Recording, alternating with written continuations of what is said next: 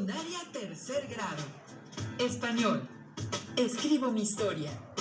Que los alumnos conozcan recursos literarios que pueden emplear para generar emociones en el lector de su autobiografía y que identifiquen el uso de sinónimos y pronombres como recursos para evitar las repeticiones innecesarias en su texto. ¿Qué tal, alumnas y alumnos de tercer grado de secundaria? Reciban la más cordial de las bienvenidas de la programación de Aprende en Casa, un espacio dedicado al aprendizaje y su preparación académica. Ahora y durante esta contingencia, aprovechamos los avances tecnológicos para llegar hasta ustedes a través de la televisión abierta y en línea, mediante diversos espacios y plataformas en Internet. Se trata de una propuesta diferente en materia de educación, para que desde su casa o lugar en el que estén atendiendo la contingencia y gracias a los adelantos de la tecnología, se acerquen a los contenidos de las asignaturas diarias de tercer grado de la educación secundaria y así mantengan el ritmo de aprendizaje. Estamos seguros que los temas abordados en estos programas les serán de mucha ayuda en su crecimiento y desarrollo personal, así como para estar listos al momento en que termine la contingencia y llegue el momento de retornar a las aulas escolares. Pero mientras esto ocurre, les recomendamos tener mucha paciencia para superar con éxito este periodo de emergencia. Además, es una excelente oportunidad para impulsar el trabajo colaborativo, ya que esto nos permitirá contribuir con el bienestar de nuestras familias y las personas cercanas a nosotros. Ahora sí, vamos al tema que nos convoca. Este corresponde a la asignatura de español y para ser precisos hablaremos sobre la manera de escribir nuestra propia historia. Cuando se prepara una autobiografía, hay que seleccionar los momentos de sus vidas que quieren narrar y elegir la forma más adecuada para presentarlos sin caer en la excesiva repetición de palabras.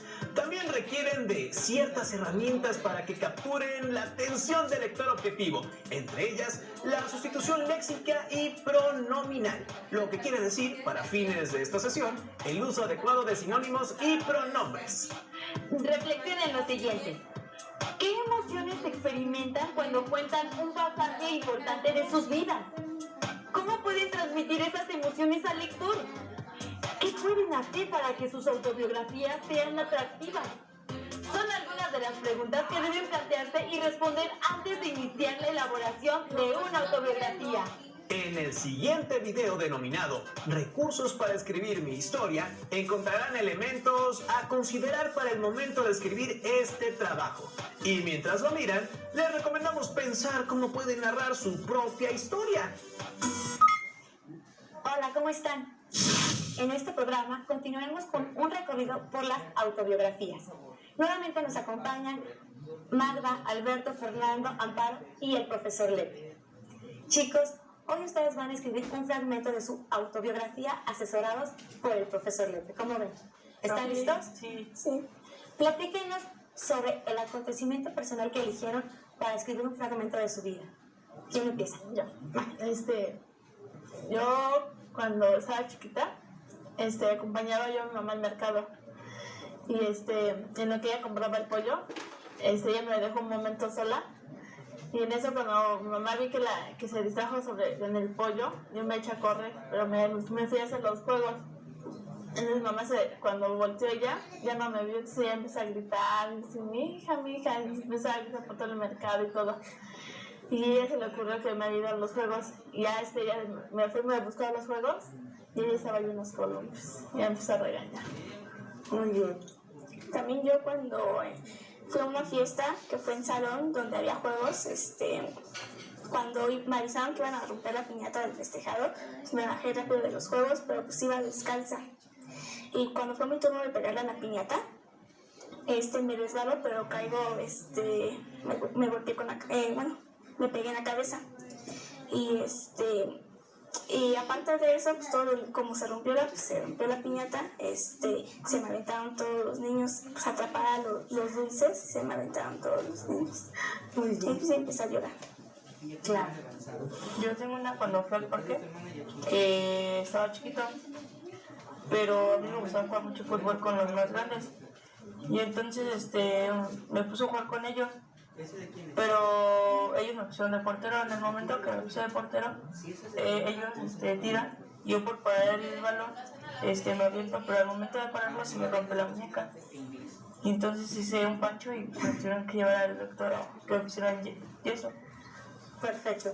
Pues para contar con más recursos al momento de escribir nuestra autobiografía, revisemos algunas. Comencemos con un poema de Rosario Castellanos. ¿Podrías decirnos algo respecto a Rosario Castellanos? Claro que sí, es una escritora mexicana de Chiapas muy importante en México. Y así como contaron cada uno una anécdota, contar una de ella, porque esa es importante puesto que marca una forma de ser de ella muy importante. Rosario Castellanos en una ocasión escuchó a su madre decir que su sirvienta tuvo un sueño. Ella soñó que se moría uno de los hijos de la mamá de Rosario Castellanos. Ella tenía un hermano, eran 2 niños. Entonces la mamá dijo, oye, soñaste que se murió uno de mis hijos. Dime por favor que no soñaste que se murió el varón. Es decir, o sea, lo que impacta para ella, ¿no? Entonces, a partir de ahí ella aboga mucho por la mujer, dice, también la mujer es importante. Y esa es más o menos la obra de Rosario, marcada por este hecho y por varios más. Pero ¿por qué no escuchamos un poquito un poema de ella que nos habla y se retrata a sí misma, ¿no?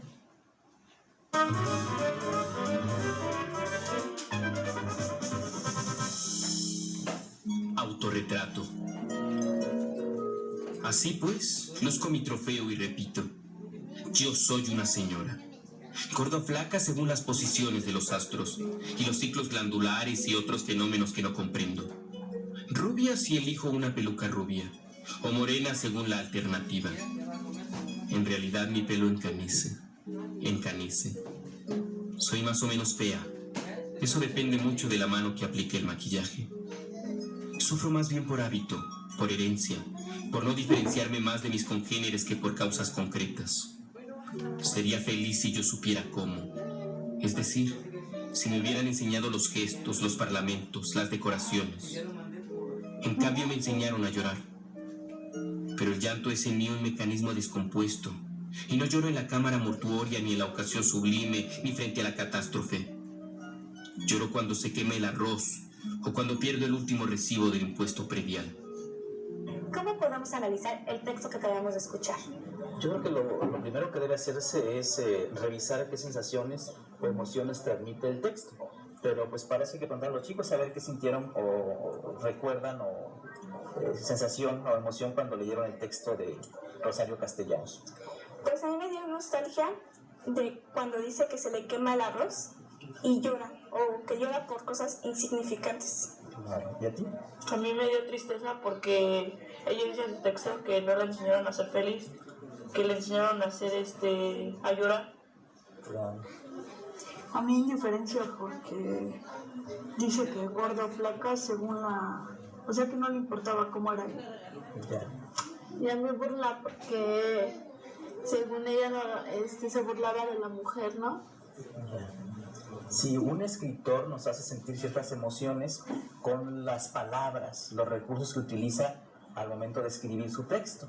Como ustedes ven, pues las palabras que usa la autora en este caso nos dicen ciertas cosas, en este caso como que contrasta varias partes, ¿no? Gorda, flaca, rubia o morena, lloro cuando se quema el arroz, pero no cuando se muere alguien, etc. Entonces uno debería aprender a usar esos recursos para escribir su autobiografía. ¿Qué recursos nos recomiendas para escribir nuestras narraciones? Mira, primeramente uno debe tener en cuenta el interlocutor, la persona que nos va a leer.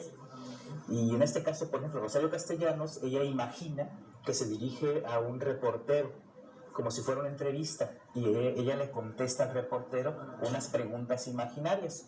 Y hay más ejemplos, por ejemplo, Juan José Arriola empieza una autorretrato así, dice, yo señores, soy de Zapotlán el Grande, como que se dirige a un montón de señores. Uno debería pensar en quién va a leer su autobiografía para poderse dirigir a él. A mí se me ocurre ahorita que leía, que escuchaba lo que iban a comentar en su autobiografía, cuando comentas que te perdiste, por ejemplo, en el mercado, que podría ser contarlo como forma de suspenso y decir algo así como, la niña desapareció, punto. ¿Dónde está la niña? ¿No? Puede ser eso, y a lo mejor se me ocurre para el caso del perro que te mordió, contar algo como de ironía, como burlando, y empezar algo así como, Yo nunca me llevaba bien con los perros. Es más, los muerdo. Y contar la otra parte y por qué los muerdes, ¿no? Y así en cada caso podríamos usar recursos que hagan sentir al lector emociones de risa, de suspenso, de tristeza. Sí, en el caso, por ejemplo, podría ser de la mano. No sé, no se me ocurre más que podría ser algo a lo mejor triste, ¿no? ¿Qué les parece si vemos otro ejemplo con un texto distinto? Un fragmento de Vivir para contarla de Gabriel García Márquez. ¿Podrías contarnos algo de este autor? Claro, por supuesto, es un escritor muy importante, ganó el premio Nobel. Él es colombiano y ha escrito muchas novelas muy buenas. De hecho, es parte del boom latinoamericano, se le llama así, a una serie de novelas que surgió en una época y que marcaron una línea importante en el mundo. Uno de sus últimos libros fue esta autobiografía que se llama Vivir para contarla. Es una especie de novela donde él cuenta una gran parte de su vida. ¿Por qué no escuchamos una parte? Vamos a escuchar.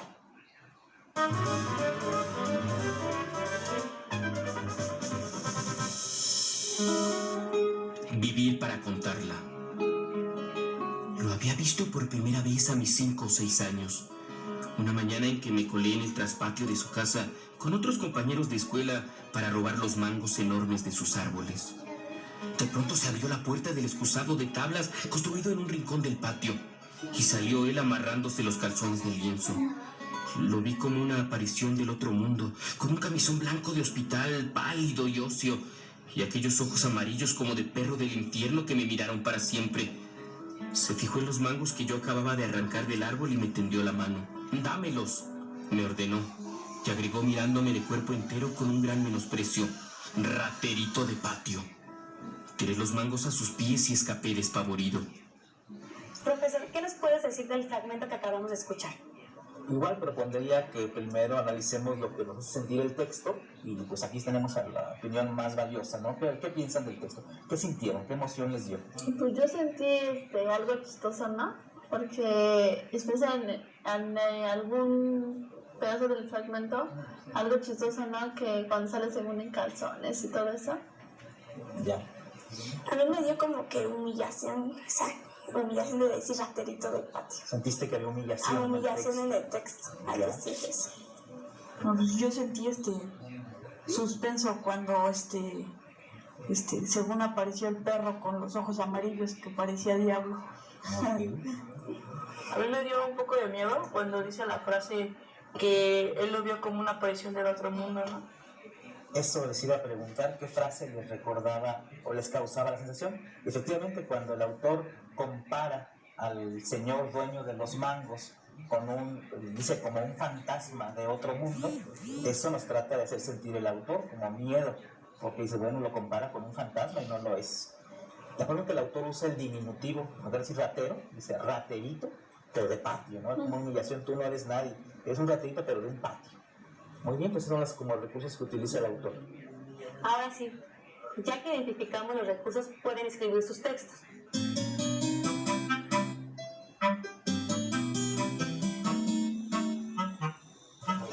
Yo nací el día martes 2 de julio de 1993 en el Hospital de la Mujer. Somos 3 hermanos y yo soy la del medio. Mi hermano más grande tiene 16 y la chica tan solo 9 años.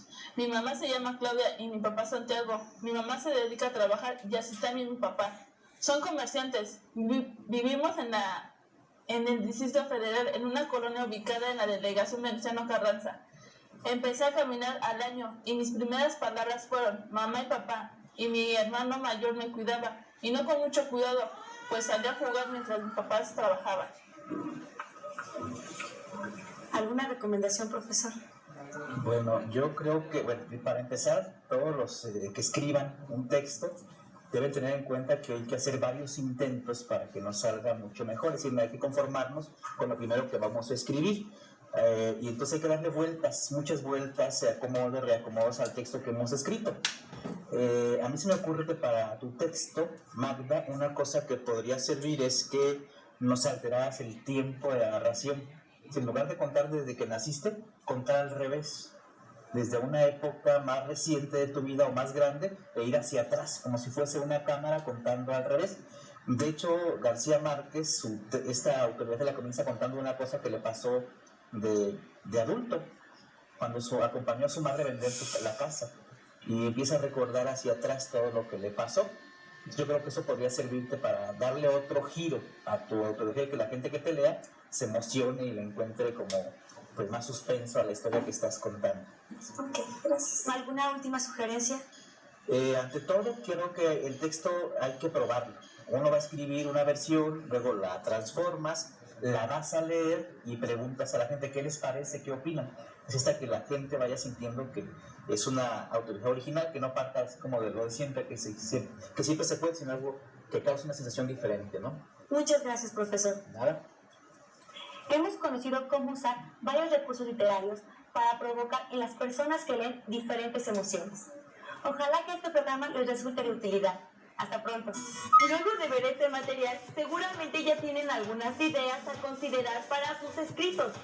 Ahora solo falta que las pongan a prueba. Recuerden que el proceso de escribir implica redactar varios borradores, probar diversas estrategias, modificar y corregir hasta sentirse satisfecho con sus creaciones y el texto quede listo para publicarse. Pero antes de darlo por terminado, es importante hacer una revisión para detectar posibles repeticiones innecesarias, pues eso generaría confusión y dificultades en la lectura. Para corregirlo se recomienda emplear sinónimos o pronombres, entre otros recursos. Pero mejor veamos este otro video que expone cómo podemos evitar las repeticiones al redactar un texto. Cuando un texto tiene un sentido lógico y desarrolla una idea definida, es coherente. Muchas veces cometemos el error de repetir las mismas palabras dentro de un texto. Los recursos cohesivos son las estrategias que usamos para evitar la repetición. El primer recurso es reemplazar las palabras repetidas por sinónimos, es decir, una palabra o frase que signifique lo mismo. Veamos el siguiente ejemplo. Los alumnos deben entregar un trabajo. Este trabajo requiere escribir un texto. El texto es sobre la vida de Manuel Belgrano. Aquí podemos reemplazar la palabra trabajo por tarea, que es un sinónimo. Otro recurso es hacer una elipsis, quitar la palabra repetida, ya que el lector podrá deducir fácilmente de qué se trata. No es necesario repetir la palabra texto, ya que la oración se entiende de igual manera. Los alumnos deben entregar un trabajo. Esta tarea requiere escribir un texto sobre la vida de Manuel Belgrano. También podemos usar hiperónimos, es decir, una palabra o frase que abarca o incluye a la palabra que no deseamos repetir. Es un concepto más general. Por ejemplo, el elefante es muy grande, el elefante es herbívoro, el elefante habita en África. Podemos reemplazar la palabra elefante por animal o mamífero. El elefante es muy grande, este animal es herbívoro. Es un mamífero que habita en África. Y por último, podemos usar los pronombres que reemplacen a los sustantivos repetidos. Los hermanos González están ahorrando dinero. Ellos quieren comprar una entrada para un recital. Ahora ya conocen algunas sugerencias para escribir una autobiografía y saben que un aspecto muy importante es considerar al lector, por lo que deben preguntarse quién quieren que los lea. ¿Cómo podrían publicar sus trabajos?